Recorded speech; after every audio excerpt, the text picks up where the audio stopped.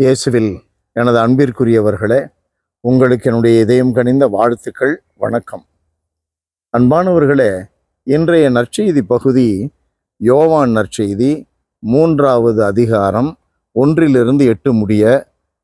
நிக்கதேம் என்ற பரிசேயர் இயேசுவை தனியாக வந்து ஒரு இரவிலே சந்திக்கிற அந்த நிகழ்ச்சி.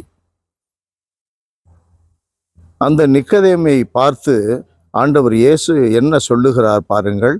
ஒருவர் தண்ணீராலும் தூய ஆவியாலும் பிறந்தாலன்றி இறையாட்சிக்கு உட்பட இயலாது என்று மிக உறுதியாக உமக்கு சொல்கிறேன். இது திருமுழுக்கை குறிக்கிறது. ஒரு அமைப்பிற்குள்ளே வருவதற்கு, உள்ளே புகுகின்ற ஒரு நிகழ்ச்சிக்கு ஒரு அடையாளம் இருக்க வேண்டும். உறுப்பினர் கார்டு கொடுக்குறாங்க, கையெழுத்து போடுறாங்க, முத்திரை குத்துறாங்க. அதை போல திருமுழுக்கு ஒரு அழியாத முத்திரை. ஒரு மனிதன் கடவுளுக்கு சொந்தமானவன், கடவுளுடைய மகன், கடவுளுடைய மகள் என்பதற்கு அழிக்க முடியாத ஒரு முத்திரை. ஆனால் அழிக்க முடியாத முத்திரையை அழித்து விடுபவர்கள் நம்மிலே பலர் தங்களுடைய நடத்தையினால் அழிக்க முடியும், தங்களுடைய மனநிலையினால் அழிக்க முடியும். பாவமும் புனிதமும் மனநிலையில் உள்ளது. திருமுழுக்கு என்பது புகுமுக சடங்கு. கிறிஸ்தவன் என்ற அடையாளத்தை கொடுக்கிறது.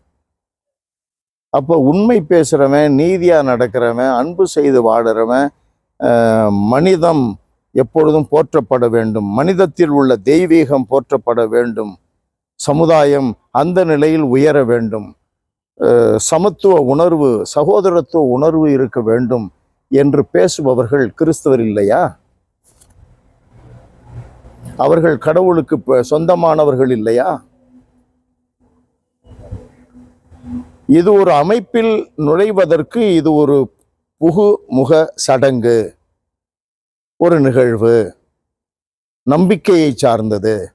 மற்றும் ஒரு நம்பிக்கையை சார்ந்தது இருக்கிறதே, அன்பே கடவுள், நீதியே கடவுள், உண்மையே கடவுள். இயேசு தன்னை உண்மை என்று அழைத்துக் கொள்கிறார். அப்படி வாழ்பவர்கள் அவர்களும் கிறிஸ்தவர்கள்தான். இந்த உண்மைக்காக, அன்புக்காக, நீதிக்காக அவர்கள் வியர்வையை கொட்டுகிறார்களே, உழைக்கிறார்களே, அவர்களுடைய உழைப்பெல்லாம் தண்ணீர் தான். தண்ணீர் வெளியேற வெளியேற ஆவியானவர் உள்ளே புகுகிறார், ஆவியானவர் நிரப்புகிறார். எண்ணி பார்க்க வேண்டும். மகாத்மா காந்தி கிறிஸ்தவர் இல்லையா?